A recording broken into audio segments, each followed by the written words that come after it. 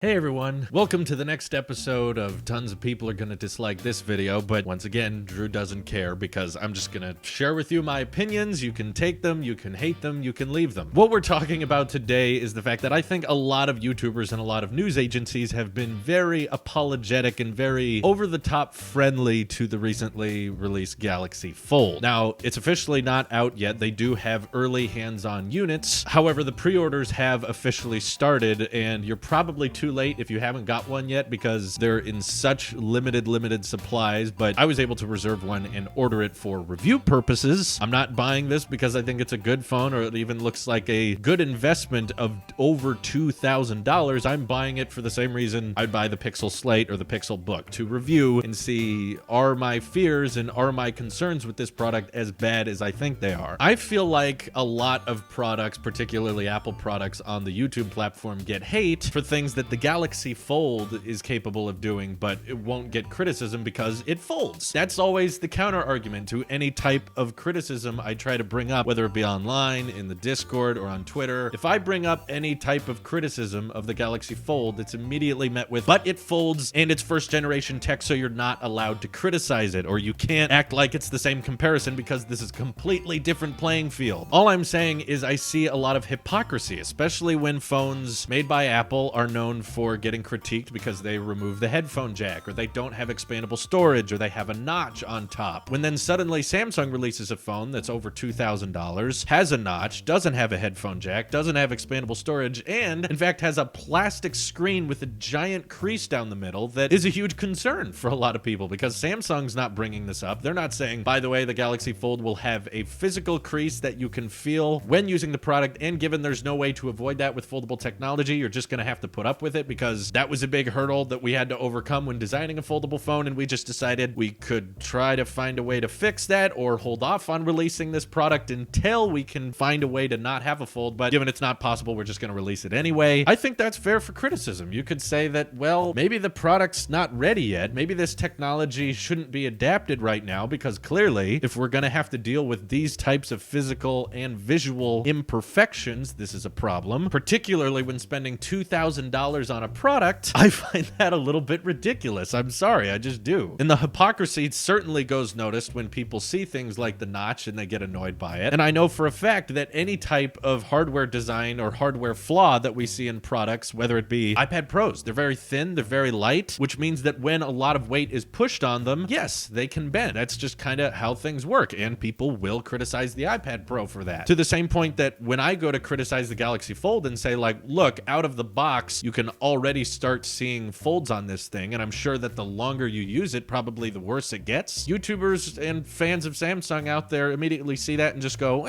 well, you know, I don't really mind it. I don't really care. Whereas if the iPad Pro starts bending, that's like the end of the world. That's like the whole product's useless now. I'm also unsure how we're supposed to be excited for things like the camera hole on the Galaxy S10, where it's like, okay, you don't have a notch, you just have a little camera protrusion through the display. But then when you go back and make a phone with giant bezels like the Galaxy Fold has when it's folded up, and then even when you unfold it, you have this giant notch that you have to work around. Everyone's like, well, it folds, so therefore it's okay. I know I may be alone in this department, but in my opinion, if you're gonna make a two-in-one, the only way you can really sell me that it's better than just getting two separate products is if I can save money by making that one purchase. If you were to tell me that you could get the advantages of an iPhone and an iPad into a product that is cheaper than buying both of them separately, then I would be somewhat interested. I would be like, okay, let's hear about this. With the Galaxy Fold, you really cannot make that argument. Even if you're not into Apple, even if you just want to talk about Android stuff, sure, you can fit a lot of content on a bigger screen thanks to that foldable, but you have to put up with so much that you wouldn't have to put up with anyway if you went ahead and tried to save money and just buy two separate products. Whether it be Galaxy S10 Plus alongside the Galaxy Tab S5e, you're already under budget and you got a bigger tablet, even more display, even more speakers to work with. Plus you have a normal looking phone that you can use with one hand easily, whereas everything I've seen about the Galaxy Fold so far appears to be two-handed. You can't open the phone with one hand, and when you're using it unfolded, you have to use it with two hands. So if you're going to be using it with two hands regardless, why not save money and just get a tablet and get a premium smartphone, and you'll have a better experience on both than you would with the Fold. The whole selling point with it, the whole counter argument to anything I bring up is, but it's a foldable foldable, so it folds, so that makes it okay for it to be expensive. That makes it okay for the display to be weak. That makes it okay that there's a big crease that you can physically feel when using the product. That means it's okay that the keyboard is by default broken apart down the middle because they don't want you pushing too hard on that crease in the center. To me, it just feels like Samsung is treating its customers as guinea pigs, as prototype testers of, well, we're not really sure how this is going to work or how this is going to age, so we're just going to let you guys figure it out. And $2,000 a piece, right? That sounds good. I even feel like there's simple ways they could have saved money on the thing. Like they're including Galaxy Buds with the purchase. It's 512 gigs of storage by default, and you can't make that higher. You can't make that lower. There's no expandable storage. Not to mention just the pure hypocrisy of last year, Samsung making fun of Apple for having a notch, not having a headphone jack, and in the past bringing up that iPhones don't have expandable storage, and yet they sell $2,000 products that do all of these things, but it folds. Therefore, it's okay. Okay, well, maybe when I'm spending $2,000 on a product, I don't want a giant crease down the middle that I can feel when swipe, but it folds. So that makes it okay. Okay, well, 512 gigs of storage might be a little bit much for me. Is there a way I could get a lower storage option? That way I could save money and not spend $2,000 on it. But it folds! As long as it folds,